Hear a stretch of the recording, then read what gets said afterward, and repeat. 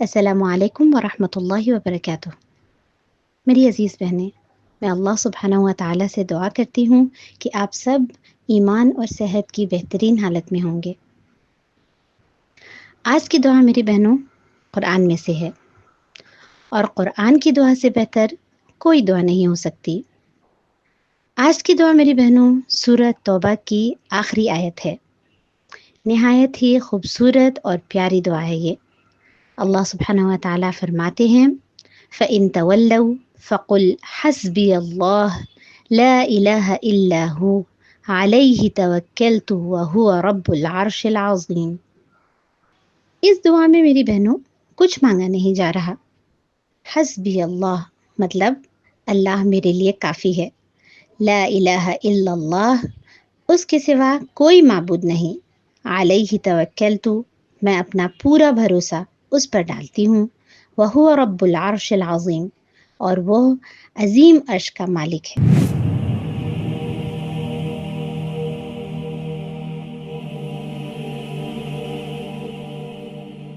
دیکھیں اس میں کوئی فرمائش نہیں۔ ایسا کیوں؟ میری بہنوں دعائیں دو طرح کی ہوتی ہیں، دعائے طلب یعنی مانگنے والی دعا، اور دعائے ثنا تعریف والی دعا۔ دعائے طلب میں ہم کچھ مانگتے ہیں، جیسے اللہم اغفر لی، اللہم ارحمنی، اللہم اشفنی، اور دعائے ثنا میں ہم اللہ کی تعریف اور ثنا بیان کرتے ہیں۔ تو دعائے طلب میں جب میں مانگتی ہوں یا اللہ اشفنی، اے اللہ مجھے شفا دے دے، تو میں ایک خاص چیز کی طلب کرتی ہوں، اس کی نشاندہی کرتی ہوں کہ یا اللہ مجھے یہ چیز دے دے۔ ویسے ہی جیسے کہ ہم کسی کے پاس جا کر کہیں کہ پلیز مجھے 1000 روپے کی ضرورت ہے، پلیز مجھے 1000 روپے دے دو۔ مگر مانگنے کا دوسرا طریقہ یہ بھی ہو سکتا ہے کہ ہم کسی کے پاس جا کر اس کی تعریف بیان کریں کہ تم تو سخی ہو، سب کی مدد کرتے ہو۔ تب کیا ہوگا؟ تب وہ شخص 1000 روپے کی جگہ ہمیں 10,000 دے دے گا۔ تو دعائے ثنا میں ہم کسی خاص چیز کا طلب نہیں کرتے، بلکہ بادشاہوں کے بادشاہ کے اوپر چھوڑ دیتے ہیں کہ وہ ہمیں وہ دے جو وہ جانتا ہے کہ ہمارے لیے بہترین ہے اور جس کی ہمیں سب سے زیادہ ضرورت ہے۔ اسی لیے یہ دعا اتنی خوبصورت ہے۔ سبحان اللہ، حسبی اللہ، اللہ میرے لیے کافی ہے۔ اللہ میرے لیے کافی ہے، جب ہم اس کو اپنے دل کی گہرائی سے کہتے ہیں سب کچھ بدل جاتا ہے۔ اللہ سبحانہ و تعالیٰ قرآن میں فرماتے ہیں فَمَن يَتَوَكَّلْ عَلَى اللَّهِ فَهُوَ حَسْبُهُ۔ تو اس دعا میں لا الہ الا اللہ، اس کے سوا کوئی معبود نہیں جس پر میں بھروسہ کرتی ہوں۔ علیہ توکلت، میرا پورا بھروسہ اس پر ہے۔ بھروسہ کیا ہے؟ توکل۔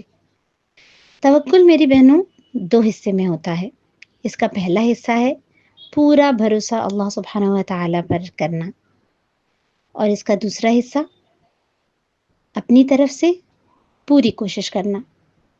میری بہنوں تو اگر ہم دعا مانگ رہے ہیں کہ یا اللہ مجھے شفا دے دے، تو اس کے لیے ڈاکٹر کے پاس بھی جانا ہوگا اور دوا بھی لینی ہوگی۔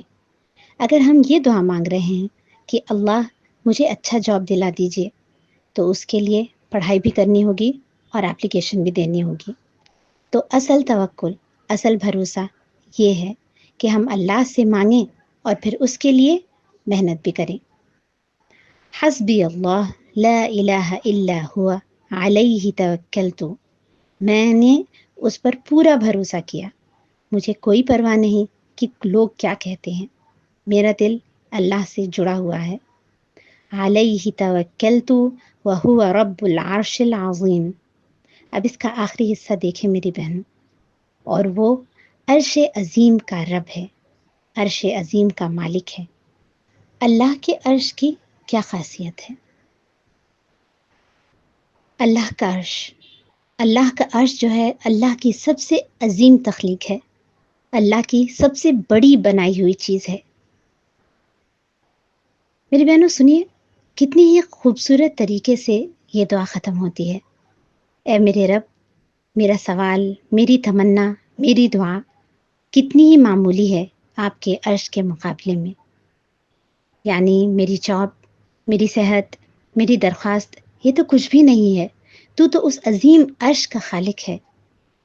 میری بہنوں، آپ عرش کی عظمت جانتے ہیں نا؟ ہم اس کی عظمت ایک حدیث میں جلدی سے دیکھ لیتے ہیں. ایک حدیث قدسی ہے جس میں رسول اللہ صلی اللہ علیہ وسلم فرماتے ہیں کہ اللہ کی کرسی کی مثال کیا ہے؟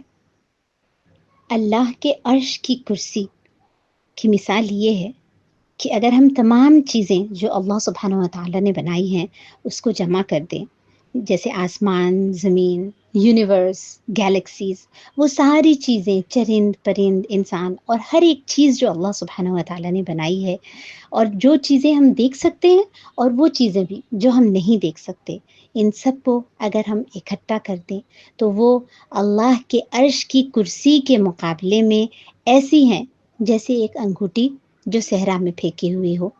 کیا اس انگوٹھی کا کچھ پتہ ہوگا؟ اور پھر میری بہنوں، یہ کرسی اللہ کے عرش کے مقابلے میں ایسی ہی ہے جیسے ایک انگوٹھی جو صحرا میں پھینکی ہوئی ہو. اللہ اکبر. تو اس دعا میں ہم اللہ سے کہہ رہے ہیں کہ اے اللہ، تو اتنے عظیم عرش کا مالک ہے، رب ہے. میری درخواست کی کیا حیثیت ہے تیری عظمت کے آگے؟ اس معمولی سی چیز کو مجھے عطا کر دے. میری بہنوں، ہمارے نبی نے اس دعا کے بارے میں کیا فرمایا؟ جو کوئی اس دعا کو 7 مرتبہ صبح میں اور 7 مرتبہ شام میں کہتا ہے، کیا ہوگا؟ کفاہ اللہ امر دنیاہ و آخرتہ.